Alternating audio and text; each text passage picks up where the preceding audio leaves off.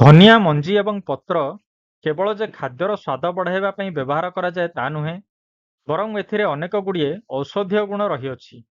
ସୁସ୍ଥ ଜୀବନ ଓଡ଼ିଶାରେ ଆଜି ଆପଣମାନଙ୍କୁ ଏହି ଭିଡ଼ିଓରେ ଧନିଆ ମଞ୍ଜି ଏବଂ ପତ୍ର ଉଭୟର 40ଟି ଔଷଧୀୟ ଗୁଣ ବିଷୟରେ କହିବି।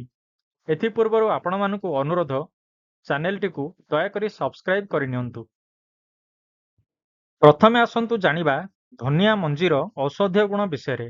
ଏହା ମଧ୍ୟମ ପ୍ରକୃତିର ଅର୍ଥାତ୍ ଉଭୟ ଶୀତଳତା ଏବଂ ଉଷ୍ଣତା ପ୍ରଦାନ କରିଥାଏ। ନୂଆ ଧନିଆ ମଞ୍ଜି ଅପେକ୍ଷା ଗୋଟିଏ ବର୍ଷ ପୁରୁଣା ଧନିଆ ମଞ୍ଜି ଅଧିକ ଗୁଣକାରୀ ଏବଂ ପ୍ରଭାବଶାଳୀ। ଏହା ତ୍ରିଦୋଷ ନାଶକ ଅର୍ଥାତ୍ ବାତ, ପିତ୍ତ ଏବଂ କଫକୁ ନିୟନ୍ତ୍ରଣରେ ରଖିଥାଏ। ବିଭିନ୍ନ ପ୍ରକାର ଖାଦ୍ୟରେ ମସଲା ଭାବରେ ଏହାକୁ ବ୍ୟବହାର କରାଯାଇଥାଏ। ଏଥିରେ କୋରିଆଣ୍ଡର ଅଏଲ ନାମକ ଏକ ଆଣ୍ଟିଅକ୍ସିଡାଣ୍ଟ ଥାଏ। ଏହାଛଡ଼ା vitamin A, K, vitamin C ଏବଂ କ୍ୟାଲସିୟମ ଆଦି ଯଥେଷ୍ଟ ପରିମାଣରେ ଥାଏ। ଏହି କୋରିଆଣ୍ଡର ଅଏଲ ବା ଏହି ଆଣ୍ଟିଅକ୍ସିଡାଣ୍ଟଟି ଆଫ୍ଲାଟକ୍ସିନକୁ ଡିଏନଏ ସହିତ ମିଶିବାରୁ ରୋକିଥାଏ। ଆଫ୍ଲାଟକ୍ସିନ ହେଉଛି ଏକ ଫଙ୍ଗାଲ ଟକ୍ସିନ ଯାହାକି ମକା, ବାଦାମ ଇତ୍ୟାଦିରେ ଥାଏ। ଏହା ଡିଏନଏ ସହ ମିଶିଲେ କ୍ୟାନ୍ସର କରିଥାଏ, କିନ୍ତୁ ଧନିଆର ସେବନ ଦ୍ୱାରା ଏହା କ୍ୟାନ୍ସରକୁ ହେବାରୁ ରୋକିଥାଏ। ଏବେ ଆସନ୍ତୁ ଦେଖିବା ଅନେକ ଗୁଡ଼ିଏ ସମସ୍ୟାରେ ଧନିଆ ମଞ୍ଜିର ବ୍ୟବହାର। ଏହା ବର୍ତ୍ତମାନ ଥାଇରଏଡ୍ ସମସ୍ୟାରେ ବହୁଳ ଭାବରେ ବ୍ୟବହାର କରାଯାଉଛି। ଯଦି ଆପଣମାନଙ୍କୁ ହାଇପର କିମ୍ବା ହାଇପୋଥାଇରଏଡିଜିମ୍ ହେଇଛି, ମୋଟା ବା ପତଳା ହେବାରେ ଲାଗିଛନ୍ତି, ଏହିଭଳି ସମସ୍ୟାରେ ଧନିଆ ମଞ୍ଜିର ଗୁଣ୍ଡ 1 ଚାମଚ 1 କପ୍ ପାଣିରେ ରାତ୍ରିରେ ଭିଜାଇ ଦିଅନ୍ତୁ ଏବଂ ସକାଳେ ଖାଲି ପେଟରେ ଏହାକୁ ଛାଣି ସେ ପାଣିକୁ ପିଅନ୍ତୁ। ଯଦି ବିଭିନ୍ନ ପ୍ରକାର ଚର୍ମ ରୋଗ ହେଇଛି, ମୁଖ୍ୟତଃ ଶୁଷ୍କ ଚର୍ମ ରୋଗ, ଡ୍ରାଏ ଏକ୍ଜିମା ଇତ୍ୟାଦିରେ ଧନିଆ ମଞ୍ଜି ଚୂର୍ଣ୍ଣ ନଡ଼ିଆ ତେଲରେ ମିଶାଇ ଏହାକୁ ସେହି ଜାଗାରେ ଲଗାନ୍ତୁ। ଅଧଘଣ୍ଟା ପରେ ଧୋଇ ନିଅନ୍ତୁ। ଧନିଆ ମଞ୍ଜିର ଗୁଣ୍ଡ ବା ଚୂର୍ଣ୍ଣରେ ଅଧା ମିଶ୍ରି ମିଶାଇ, ଯେତିକି ଗୁଣ୍ଡ ନେଇଥିବେ ତାର ଅଧା ପରିମାଣରେ ମିଶ୍ରି ମିଶାଇ ତାର 1 ଚାମଚ ସକାଳେ ଓ ସନ୍ଧ୍ୟାରେ ସେବନ କଲେ ମଧ୍ୟ ଚର୍ମ ରୋଗ ଦୂର ହୋଇଥାଏ। କେଶ ଝଡ଼ିବାରେ, ରୁପି ଇତ୍ୟାଦି ସମସ୍ୟାରେ ଧନିଆ ମଞ୍ଜିର ଗୁଣ୍ଡ ଏହାର 4 ଗୁଣ ନଡ଼ିଆ ତେଲରେ ମିଶାଇ ଗୋଟିଏ କାଚ ବୋତଲରେ ରଖନ୍ତୁ ଏବଂ ପ୍ରତ୍ୟେକ ଦିନ 7 ଦିନ ପର୍ଯ୍ୟନ୍ତ ଖରାରେ ରଖନ୍ତୁ। ଏହାପରେ ତାକୁ ଛାଣି ବ୍ୟବହାର କରନ୍ତୁ।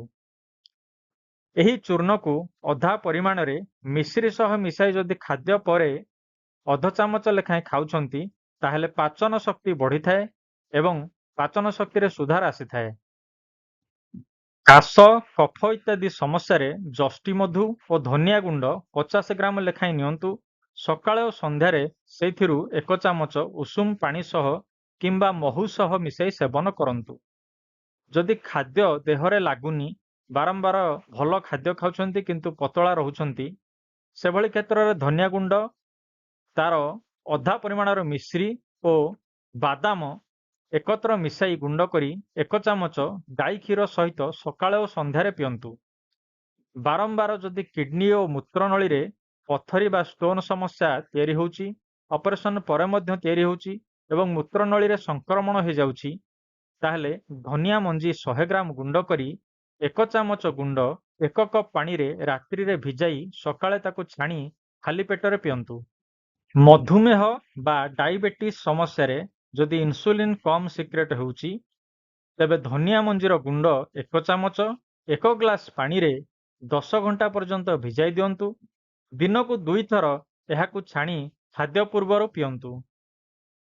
ବ୍ରଣ ସମସ୍ୟାରେ ଶୁଖିଲା ହଳଦୀ, ଧନିଆ ମଞ୍ଜି, ଲିମ୍ବ ପତ୍ର ଏକତ୍ର ଗୁଣ୍ଡ କରି ରଖନ୍ତୁ।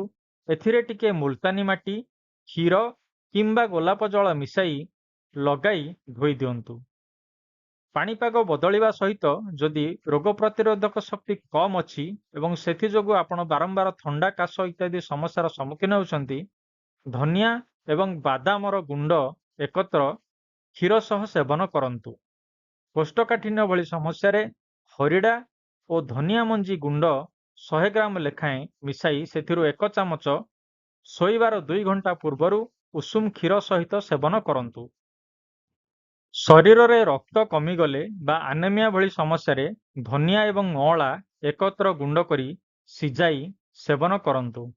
ମୁଖ ଘା ବା ମାଉଥ୍ ଅଲସର, ସଳିସୀମା ଓ ପେଟ ଗରମ ଇତ୍ୟାଦି ସମସ୍ୟାରେ ଏହାର କାଢ଼ା ଆପଣ ସେବନ କରିପାରିବେ ଏବଂ କୁଳି ମଧ୍ୟ କରିପାରିବେ।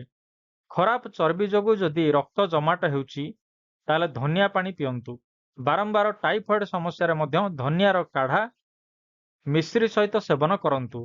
ସଂଗ୍ରହଣୀ ବା ଆଇବିଏସ୍ରେ ତଥା କ୍ଷୁଦ୍ରାନ୍ତ୍ର ଏବଂ ବୃହଦନ୍ତ୍ରର ମାଂସପେଶୀ ଯଦି ଠିକ୍ ଭାବରେ କାମ କରୁନି, ଆପଣଙ୍କର ମଳତ୍ୟାଗ ଠିକ୍ ଭାବରେ କରିପାରୁନାହାନ୍ତି, ସେଭଳି କ୍ଷେତ୍ରରେ ଧନିଆ ପାଣି ଅତ୍ୟନ୍ତ ଉପଯୋଗୀ। ଆଖିର ବିଭିନ୍ନ ସମସ୍ୟାରେ ମଧ୍ୟ କ୍ଷୀର ସହ ଯଦି ଧନିଆ ମଞ୍ଜିର ଗୁଣ୍ଡ ଖାଉଛନ୍ତି, ଏହା ମଧ୍ୟ ଅତ୍ୟନ୍ତ ଉପଯୋଗୀ ଅଟେ।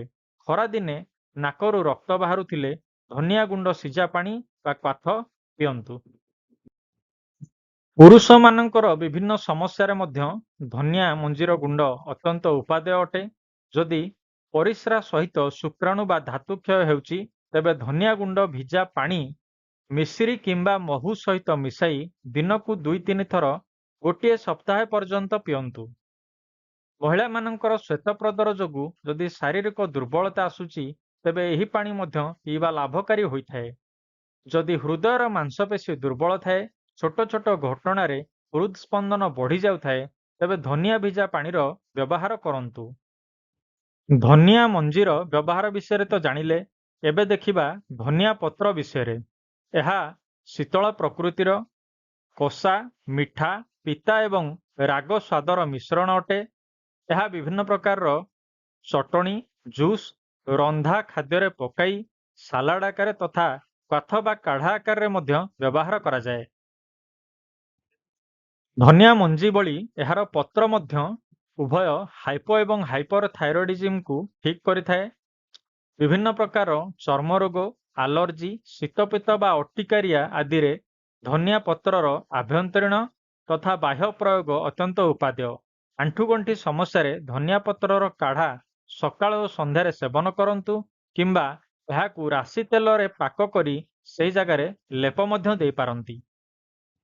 ଯଦି ଭୋକ କମ୍ ଲାଗୁଛି ଏବଂ ଅଗ୍ନିମାନ୍ଦ୍ୟର ଶିକାର ହେଇଛନ୍ତି, ବାରମ୍ବାର ଗ୍ୟାସ୍ ଏବଂ ଏସିଡିଟି ହେଇଛି, ତେବେ ଧନିଆ ଚଟଣି ଲାଭ ଦେଇଥାଏ। ପାଚନ ଶକ୍ତି କମି ଯାଇଥିଲେ ଧନିଆ, ଲେମ୍ବୁ ଏବଂ ଲୁଣ ସରବତ ପିଅନ୍ତୁ। ଧନିଆ ଓ ମିଶ୍ରି ସରବତ ଖରାଦିନେ କାର୍ଯ୍ୟ କରିବା ପାଇଁ ଶକ୍ତି ଯୋଗାଇଥାଏ। ଧନିଆ ଚଟଣି ଡାଇବେଟିସ୍ ରୋଗୀଙ୍କ ପାଇଁ ଉପାଦେୟ। ଧନିଆ ପତ୍ର ବାଟି କେଶରେ ଲଗାଇଲେ ରୁପି ଓ କେଶ ଝଡ଼ିବା ସମସ୍ୟା କମିଥାଏ। ଅପସ୍ମାର ରୋଗୀ ବା ଏପିଲେପ୍ସି ରୋଗୀଙ୍କ ପାଇଁ ତଥା ଅଧିକ କ୍ରୋଧୀ, ଅଧିକ ଚିନ୍ତା କରୁଥିବା ଏବଂ ଅନିଦ୍ରାର ଶିକାର ହୋଇଥିବା ରୋଗୀଙ୍କ ପାଇଁ ଧନିଆ ପତ୍ରର ସେବନ ଉପଯୋଗୀ ଅଟେ। ଦେହରେ ବିଭିନ୍ନ ସ୍ଥାନରେ ଜଳାପୋଡ଼ା ବା ଇନଫ୍ଲେମେସନ ଥିଲେ ଧନିଆ ସରବତ ଶୀତଳତା ପ୍ରଦାନ କରିଥାଏ। ବାରମ୍ବାର ଶୋଷ ଲାଗୁଥିଲେ ବା ଝାଳ ଅତ୍ୟଧିକ ବାହାରୁଥିଲେ ଧନିଆ ଚଟଣି ବା ଧନିଆ ମିଶ୍ରି ସରବତ ଲାଭଦେୟ। ଖରାପ କୋଲେଷ୍ଟ୍ରଲକୁ ବା ଚର୍ବିକୁ ଦେହରୁ ହଟାଇ ରକ୍ତଚାପକୁ ନିୟନ୍ତ୍ରିତ କରିବାରେ ଧନିଆ ସାହାଯ୍ୟ କରେ। ପରିସ୍ରା ତଥା କିଡନୀ ଜନିତ ସମସ୍ୟାକୁ ଏହା ଦୂର କରିଥାଏ ଏବଂ ତଳିପେଟର ମାଂସପେଶୀକୁ ଏହା ସୁଦୃଢ଼ ରଖିଥାଏ। ଧନିଆ ପତ୍ର ଖାଇଲେ ଶ୍ୱାସଜନିତ ସମସ୍ୟା ଦୂର ହୋଇଥାଏ। ଫୁସଫୁସରେ ଜମିଥିବା କଫକୁ ଏହା ମିଳାଇ ବାହାର କରିଦେଇଥାଏ। ଅଧିକ ମୋଟା ଯଦି ଅଛନ୍ତି, ତେବେ ପତଳା ହେବା ପାଇଁ, ଦୁର୍ବଳ ନ ହୋଇ ପତଳା ହେବା ପାଇଁ ଧନିଆକୁ ନିଜ ଖାଦ୍ୟରେ ସାମିଲ କରନ୍ତୁ। ମହିଳାମାନଙ୍କର ଅତ୍ୟଧିକ ଋତୁସ୍ରାବ ହେଉଥିଲେ ଏବଂ ଶ୍ଵେତପ୍ରଦର ତଥା ରକ୍ତପ୍ରଦର ଆଦି ସମସ୍ୟାରେ ଧନିଆ ପତ୍ର ରସ ସହ ଛୋଟ ଭୀମସେନୀ କର୍ପୂର ମିଶାଇ ପିଇଲେ ତୁରନ୍ତ ଲାଭ ମିଳିଥାଏ। ସେଭଳି ପୁରୁଷମାନଙ୍କର ଧାତୁରୋଗ ବା ପରିସ୍ରା ତଥା ଶୁକ୍ରାଣୁ ଇନଫେକ୍ସନରେ ଧନିଆ ଏବଂ ବାଦାମର ସରବତ ପିଅନ୍ତୁ। ଧନିଆ ମଞ୍ଜି ଏବଂ ପତ୍ରର ବ୍ୟବହାର ବିଷୟରେ ତ ଜାଣିଲେ, ଏବେ ଆସନ୍ତୁ ଜାଣିବା କେତେଗୁଡ଼ିଏ ସାବଧାନତା। ରାତ୍ରିରେ ଧନିଆ ମଞ୍ଜି ଏବଂ ପତ୍ର ଖାଆନ୍ତୁ ନାହିଁ। ଧନିଆ ମଞ୍ଜି ଗୁଣ୍ଡ ଥରକରେ 1ରୁ 3 ଗ୍ରାମ ପର୍ଯ୍ୟନ୍ତ ସେବନ କରନ୍ତୁ ଏବଂ ଏହାକୁ ଲଗାତାର 1 ସପ୍ତାହରୁ ଅଧିକା ସେବନ କରନ୍ତୁ ନାହିଁ। ଧନିଆ ପତ୍ର ସବୁବେଳେ କଞ୍ଚା ଏବଂ ତାଜା ଖାଇବା ଉଚିତ। ଯଦି ଶୁଖିଲା ପତ୍ର ବା ପତ୍ରର ଗୁଣ୍ଡ କିମ୍ବା ଚଟଣି ଫ୍ରିଜରେ ରଖାଯାଇଛି, ସେଗୁଡ଼ିକ ସେତେ ଲାଭ ଦେଇନଥାଏ। ଔଷଧ ହିସାବରେ ଯଦି ଆପଣ ଧନିଆ ପତ୍ରକୁ ଖାଉଛନ୍ତି, ତେବେ ଅତି ବେଶୀରେ 3 ମାସ ପର୍ଯ୍ୟନ୍ତ ସେବନ କରନ୍ତୁ। ଅଧିକ ସେବନ ଦ୍ୱାରା ପୁରୁଷମାନଙ୍କର କାମ ଶକ୍ତି କମିଯାଇଥାଏ। ଯେଉଁ ମହିଳାମାନଙ୍କର ମାସିକ ଧର୍ମରେ କମ୍ ଋତୁସ୍ରାବ ହେଉଛି ସେମାନେ ଧନିଆର ସେବନ କରନ୍ତୁ ନାହିଁ।